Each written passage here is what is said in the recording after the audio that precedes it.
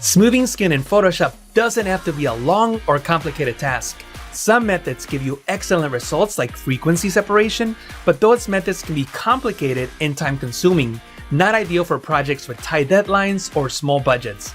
Let me show you a technique I developed recently that will give you fantastic results with just a few clicks. As you may know, I recently started working as a finisher in the Hollywood industry. I started to use this technique on my movie and TV poster clients, and it's helped me save a lot of time retouching. And as they say, time is money. Let me show you what this technique is all about. This is the image that we're going to work with. By the way, the link is in the description if you want to follow along with this image. The goal is to soften and smoothen her skin. To do so, I'll duplicate the original background layer by pressing Ctrl-J on Windows. That's Command-J on the Mac. Then I'll go into Filter and select Neural Filters. The Neural Filters are a new workspace inside of Photoshop that utilizes artificial intelligence machine learning technology to dramatically reduce difficult workflows to just a few clicks.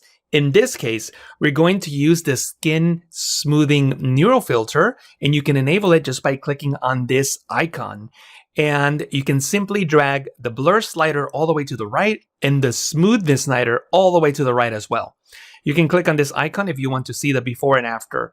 And I know what you're probably thinking, that I'm over smoothing her skin. And yes, I'm actually doing that on purpose. You may actually need to apply this filter twice in order to get the results that you want. But I'm going to show you how to scale it back to get a realistic result. Make sure that you output to the current layer, then press OK. Photoshop will then apply the smoothing effect to the image, and you can see it here. Now we do have a couple issues. I'll tap on the Z key to enable the zoom tool, and I'll click to zoom in. Notice that when I enable the blur, I start losing highlights and some details in the image. And of course, that's because of the smoothing effect. So what I'm going to do now is blend these layers together so that I can target the darker areas, which include some of the wrinkles and the blemishes, but keep the brighter areas so that I don't lose texture or highlights. And to do that, I'm going to use a blending mode. From this drop down, I can simply select the Lighten blending mode. And what the Lighten blending mode does is it looks at both layers and it keeps the brightest pixel. So if the layer on top has a pixel that is brighter than the layer below, that's the pixel that it will keep. In this case, you can see that this blending mode just targets the blemishes on her skin. If you think that the smoothing effect was not strong enough, you can reapply it by using a keyboard shortcut. From the filter menu, the first option is always the last filter that you applied. But notice the keyboard shortcut. It's much easier to remember it and apply it with the shortcut. So I'll press Alt, Control, and F on Windows. That's Option, Command, F on the Mac to reapply that last filter. And as you can see, I can keep reapplying the filter. At some point, the edges are going to get too blurry and this will not look good enough. So I'm going to undo a couple of those blurs, but you can see the result. So this is before and after. What I'm going to do now is selectively apply this effect to my image. I don't want it applied to the entire face at the same intensity.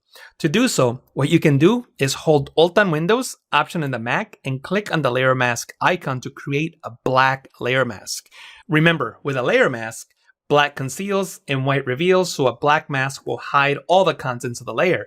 I can then enable the brush tool from the toolbar, make sure that white is my foreground color, and I can simply paint over the areas where I want to reveal the effect. See this? See how I'm just revealing this effect on the areas that I'm painting on? And this allows me to keep my effects a lot more realistic. Obviously, I'm going very quickly here, but do spend just a bit more time in your projects to target the pixels that you really want to affect. In some cases, you may also need to target the darker pixels in the image. To do that, all you need to do is select the layer that has the blurring effect applied to it and duplicate it by pressing Ctrl-J on Windows, that's Command-J on the Mac. And I'll delete the layer mask so that we can see how this will affect the rest of the image.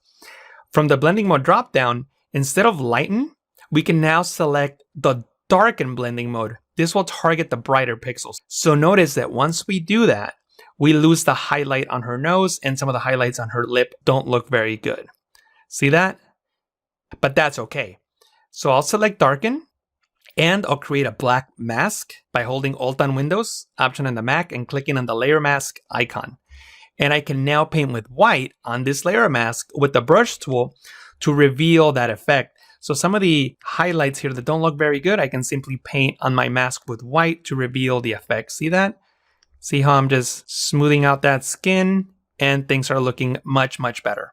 This is before and after. And I can put these two layers into a group. I'll hold Shift and click on both layers to select them, and then press Control G on Windows, Command G on the Mac to create a group. This is my before, and this is after. At this point, you can continue retouching the portrait by adding a creative sharpening effect. If you want to learn how to do that, then make sure you check out this video. Thank you so much for watching.